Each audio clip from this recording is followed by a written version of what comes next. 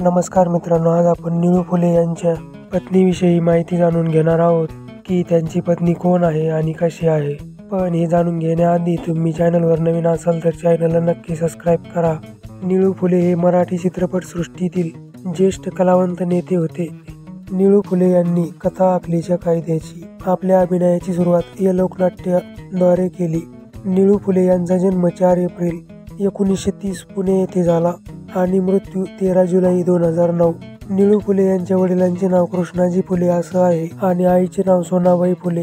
निळू फुले यांनी अनेक मराठी चित्रपट आणि नाटकांमध्ये काम केलं आहे, जसा की पिंजरा, बिनकामाचा नवरा, सामना अशा अनेक चित्रपटांमध्ये त्यांनी काम केलं आहे. पण मित्रांनो, तुम्ही निळू फुले यांच्या पत्नीला पाहिलं का?